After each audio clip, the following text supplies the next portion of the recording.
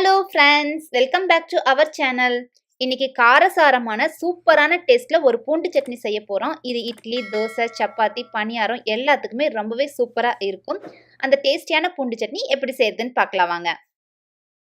ஒரு பேன்ல 4 டீஸ்பூன் அளவு நல்லெண்ணெய் சேர்த்திக்கலாம். எண்ணெய் நல்லா காஞ்சதுக்கு அப்புறம் 8 சின்ன வெங்காயம் எடுத்திருக்கேன். அதை சேர்த்திக்கலாம். அடுத்து 15 பூண்டு இது கூட சேர்த்திக்கலாம். இதை சேர்த்து நல்லா ஃப்ரை பண்ணி எடுத்துக்கலாம். மீடியம் ஃப்ளேம்லேயே வச்சு ஃப்ரை பண்ணி எடுத்துக்கோங்க. அப்போதான் வெங்காயம் பூண்டு எல்லாமே ஈவனாக ஃப்ரை ஆகும். வெங்காயம் பூண்டு பாதி அளவு ஃப்ரை ஆனதுக்கப்புறம் ஒரு சின்ன நெல்லிக்காய் அளவு புளி சேர்த்திக்கலாம். அடுத்து 4 வரமிளகாய் சேர்த்திக்கிறேன். அடுத்து இது கூட 2 காஷ்மீரி சில்லி கலருக்காக நான் எடுத்துக்கிறேன்.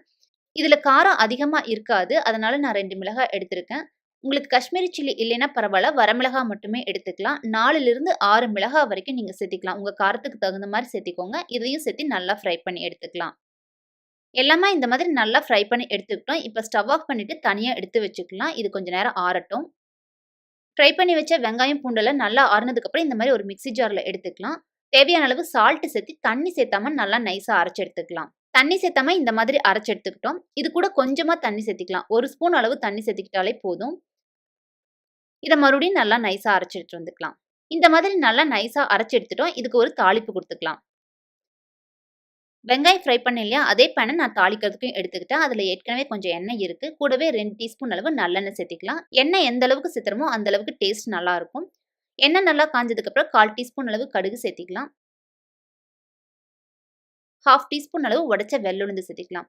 கூடவே கொஞ்சம் கருவேப்பிலையும் போட்டு நல்லா ஃப்ரை பண்ணி நம்ம ஏற்கனவே அரைச்சி வச்சிருந்தோம் இல்லையா, அந்த சட்னியில் இந்த தாளிப்பை மிக்ஸ் பண்ணி எடுத்துட்டோம்னா சூப்பரான பூண்டு சட்னி ரெடி ஆயிரும். சின்ன வெங்காயத்துலையும் பூண்டுலையும் நிறையவே ஹெல்த் பெனிஃபிட்ஸ் இருக்குங்க. இந்த சட்னியை நீங்கள் அடிக்கடி எடுத்துக்கிறது ரொம்பவே நல்லது. அதுவும் இல்லாமல் டேஸ்ட்டும் சூப்பராக இருக்கும். இதே மாதிரி நீங்களும் செஞ்சு பார்த்துட்டு உங்களோட ஃபீட்பேக்கை கமெண்ட் செக்ஷனில் சொல்லுங்கள். Health is wealth. ஹெல்த்தியாக சாப்பிடுங்க, வெல்த்தியாக இருங்க. இந்த வீடியோ பிடிச்சிருந்தா லைக் பண்ணுங்கள், ஷேர் பண்ணுங்கள்.